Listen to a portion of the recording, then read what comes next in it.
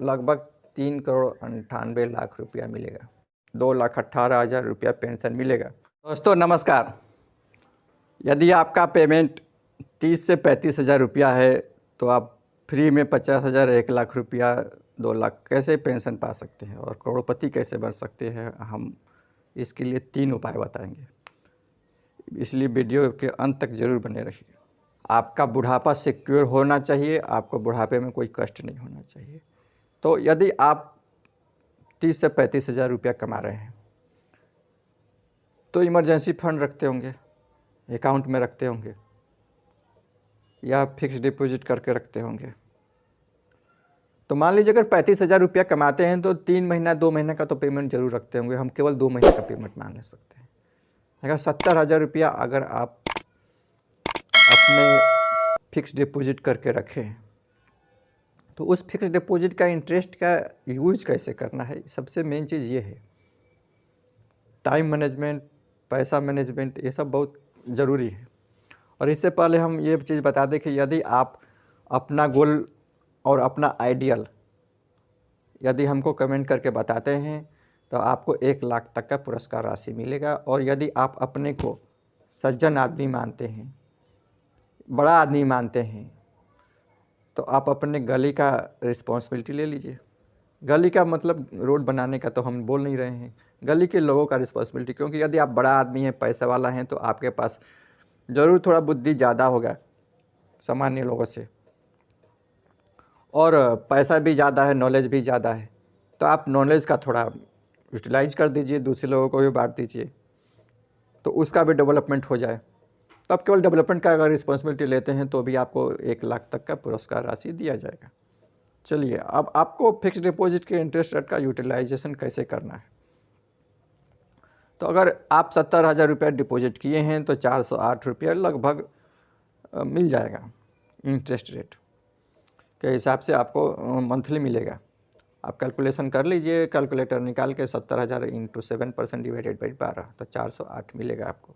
अब आपको करना क्या है, 408 रुपया को आपको ऐसे फंड में इन्वेस्ट करना है 20% ज़्यादा आ रहा हो। जैसे आपको मिड 150 बीज है ETF, HDFC मिड कैप है, डायरेक्ट फंड में इन्वेस्ट कीजिए, या HDFC SML 250 है, या मोतीलाल ओसवाल का है NASDAQ। आप अपने फाइनेंशियल एडवाइज़र से रिसर्च के बेस पे ही इन्वेस्ट कीजिए, हम तो एक्सपर्ट आदमी नहीं हैं। तो यदि आप इन्वेस्ट करते हैं तो 40 साल के लिए इन्वेस्ट कर रहे हैं तो 408 रुपया का लगभग 3,98,00,000 रुपया मिलेगा। 3,98,00,000। आप बताइए, अगर 3,50,00,000 अगर रुपया बुढ़ापे में थोड़ा पेंशन ज़्यादा मिलता है, अगर आप बताइएगा कि इतना सर पैसा कहाँ से मिलेगा, ये तो मार्केट दिक्कत है, मार्केट इतना रिटर्न कहाँ से देगी। मार्केट रिटर्न सरकार पे डिपेंड करती है और सरकार आप पे डिपेंड करता है। तो आप अपने फ्यूचर के लिए, बुढ़ापे के लिए, बच्चे के फ्यूचर के लिए इन्वेस्ट कीजिए, वोट डालिए। जब अपने लिए वोट डालिएगा तो क्यों डालिएगा, डेवलपमेंट के लिए डालिएगा। सरकार को बोलिए डेवलपमेंट करके दो। डेवलपमेंट कैसे आएगा, तो सरकार यदि एजुकेशन पर फोकस देगी तब, और दूसरा नंबर कि अपने देश का जनसंख्या कंट्रोल करके रखेगी तब।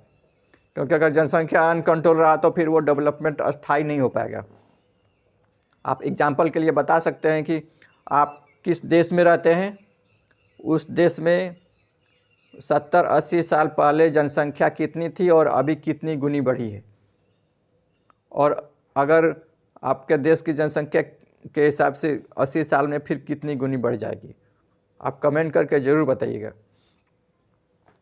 और जब आप डेवलपमेंट के लिए चुनिएगा तो मार्केट का भी डेवलपमेंट होगा। मार्केट का जब डेवलपमेंट होगा तो आपका पैसा का डेवलपमेंट होगा। जब आपका पैसे का डेवलपमेंट होगा तो आपका फ्यूचर सिक्योर रहेगा, एंजॉय रहेगा। और ये पैसा जो मिलेगा लाइफ टाइम के लिए मिलेगा। पेंशन अगर 3,50,000 रुपया, 3,50,00,000 रुपया डिपॉजिट करते हैं तो 7.5% के हिसाब से 2,18,000 रुपया पेंशन मिलेगा। अगर 3,50,00,000 नहीं मिलता है तो 3 करोड़ मिलेगा। 3 करोड़ भी मिलता है तो आपको 1.5 लाख से ज़्यादा पेंशन मिलेगा। 2 करोड़ तो मिलेगा, 2 करोड़ मिलेगा तो भी आपको 1 लाख से ज़्यादा पेंशन मिलेगा।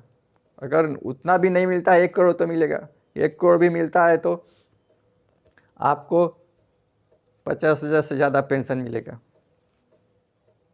तो क्या दिक्कत है? आप कमाइए, मस्त रहिए, एंजॉय कीजिए लाइफ को। और दूसरी चीज़ ये है कि यदि आप गोल बताते हैं और आइडियल व्यक्ति का नाम बताते हैं तो भी आपको तो हम पैसा दे ही देंगे, और उसी पैसे को आप लमसम में इन्वेस्ट कर दीजिए, तो भी आपका फ्यूचर सिक्योर हो गया, बुढ़ापा सिक्योर हो गया। और तीसरी चीज़ ये है कि यदि आप किसी भी प्रकार का नशा करते हैं तो हमारा रिक्वेस्ट यही है कि आप थोड़ा कम कर दीजिए अपने बुढ़ापे के लिए और बच्चे के फ्यूचर के लिए। एक अगर गुटखा का पुड़िया भी कम करते हैं तो 300 रुपया बचेगा, तो आपको केवल अपने खर्चे से 300-400 रुपया बचा लेना है। तो 400 रुपया अपने बुढ़ापे के लिए नहीं बचा सकते हैं क्या? बच्चों के लिए नहीं बचा सकते हैं क्या?